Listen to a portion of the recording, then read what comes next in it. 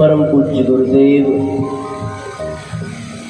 परम वंदनीय माता जी की सूक्ष्म उपस्थिति में विराजमान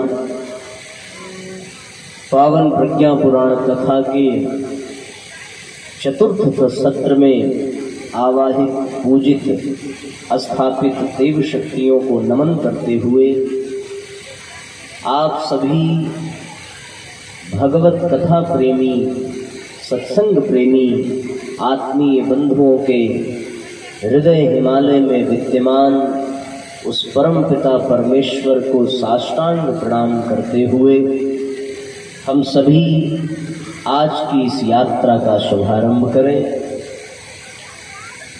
वर्तमान परिस्थितियों में जब चारों तरफ विषाक्तता है, चारों तरफ समस्या है, चारों तरफ अज्ञान का अंधकार है, ऐसे में सत्संग का महत्व और भी अधिक बढ़ जाता है और सत्संग में भी व्यवहारिक ज्ञान की प्राप्ति हो, ऐसे स्वर्णिम सूत्र प्राप्त हो जिनके बदौलत व्यक्ति अपने जीवन को धन्य बनाने में समर्थ हो सके, तो फिर वो सोने पर सुहागा हो जाता है। पावन प्रज्ञा पुराण कथा जो दुखों का नाश करने वाली है, मन की व्यथा को मिटा देने वाली है, दुख द्वंद्व को दूर कर देने वाली है, ऐसी पावन प्रज्ञा पुराण कथा कई जन्मों के पुण्य प्रताप से हम सबको प्राप्त होती है। एक व्यक्ति था, किसी अपराध के कारण उस देश के राजा ने उसे घोर सजा दी। चूंकि वो व्यक्ति बचपन से ही जन्मांध था, इसलिए उसे एक खाते में बंद कर दिया गया। सजा कब तक पूरी होगी ये समय निर्धारित नहीं हुआ। एक आश्वासन उसे राजा ने दिया कि तुम अंधे हो, यदि खुद से इस खाते के दरवाजे तक पहुंच जाओगे तो दरवाजा तुम्हें खुला मिलेगा और तुम आजाद हो सकते हो। काम बड़ा आसान था, काम बड़ा सरल था। उसको ठीक खाते के बीच में ले जा करके खड़ा कर दिया गया। चूंकि अंधा है, समझ नहीं आता कि किधर मुड़े, किधर आगे बढ़े, किस ओर जाए कि दरवाजा मिले। बेचारा परेशान है, विवश है, कभी इधर भटक रहा है, कभी उधर भटक रहा है।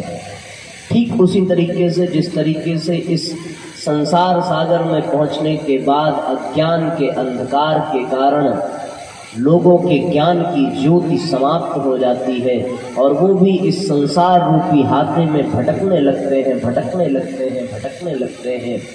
उन्हें आवश्यकता इस बात की होती है कि कोई उस हाथे के दरवाजे तक पहुंचा दे जहां पहुंचने के पश्चात वो स्वतंत्र हो सके, मुक्त हो सके।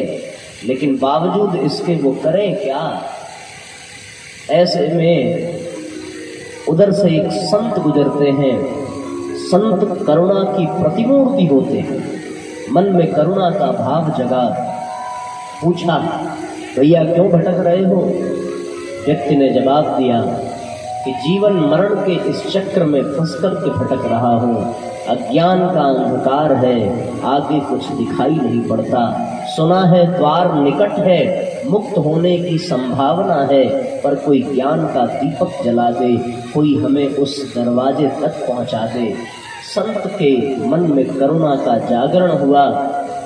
करुणा वश संत ने उस अंधे की उंगली पकड़ी और पकड़ करके ले जाकर उसके हाथे के एक दीवाल तक पहुंचा दिया और अंधे से ये कह दिया कि ये भैया दीवाल है, यदि तुमने इस दीवाल को छोड़ा नहीं और इसको पकड़ करके धीरे धीरे धीरे धीरे आगे बढ़ते चले गए तो एक न एक दिन वो दरवाजा तुम्हें मिल ही जाएगा, वहां से तुम फिर बाहर चले जाना।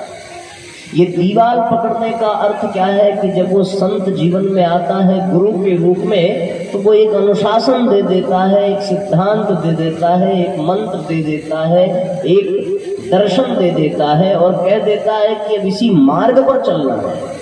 वो दीवार पकड़ करके वो अंधा व्यक्ति आगे बढ़ने लगा, पर फूटी किस्मत इस बात की कि जैसे ही वो दरवाजा निकट आया और वो दरवाजे तक पहुंच चुका था, वैसे ही उसके शरीर में जोर की खुजली हुई और वो दीवार को छोड़ करके अपने शरीर को खुजलाने लगा और आगे बढ़ते चला गया। वो दरवाजा पार हो गया तो खुजली शांत हुई, याद आया कि दीवार छूट तो नहीं गई, आगे हाथ बढ़ाया तो फिर दीवार, लेकिन दरवाजा पार हो चुका था। ऐसी स्थिति में वो बार बार गोल गोल घूमता ही रहे। जब दरवाजे पर पहुंचे तब साथियों कोई न कोई खुजली आकर के उसको घेर लेती थी, ऐसी स्थिति बन जाती थी। इसलिए जब ऐसी स्थिति बनती है तो हम सब भी अपने जीवन में झांक करके देखें। ये कथा में आना, सत्संग में आना, ये ठीक उसी दरवाजे के पास पहुंच जाना है जहां पहुंचने के बाद व्यक्ति स्वतः मुक्त होने की संभावना रखता है। लेकिन यहाँ आने से पहले भी जीवन में कभी न कभी कोई न कोई खुजली पकड़ ही लेती है। जैसे ही हम घर को चलने के लिए तैयार हुए, वैसे ही कोई रिश्तेदार आ जाता है, उसको चाय पानी कराने में ही कथा का समय निकल जाता है। जैसे ही हमने जाने की तैयारी की, रिश्तेदार यदि नहीं भी आया तो बच्चों की कुछ समस्या आ जाती है। जैसे ही हम आगे बढ़े तब तक पता चला बगल की मौसी शांत हो गई, उनका शरीर ही समाप्त हो गया।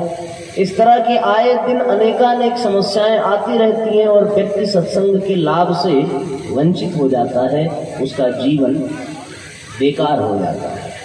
इसलिए साथियों, पावन प्रज्ञा पुराण कथा का यह दिव्य अनुदान वरदान जो आपके इस क्षेत्र में बरस रहा है, ये आज भर मात्र और आज के बाद कल मात्र एक दिन शेष रह जाएगा। तो अधिक से अधिक परिजन इसमें सम्मिलित हो सकें, इसमें उपस्थित हो सकें, इसका लाभ ले सकें, ऐसी भावना, ऐसा विश्वास, ऐसा प्रयास होना चाहिए हम सबका। आइए कथा में प्रवेश करने से पूर्व एक साथ तालियां बजाते हुए, एक साथ प्रार्थना करते हुए पावन प्रज्ञा पुराण कथा के महात्म को समझें और फिर कथा के क्रम को आगे बढ़ाएं। एक साथ एक स्वर में जय घोष करेंगे। बोलिए पावन प्रज्ञा पुराण की जय। प्रज्ञा पुराण पावन युग ऋषि की है ये बाणी। प्रज्ञा पुराण पावन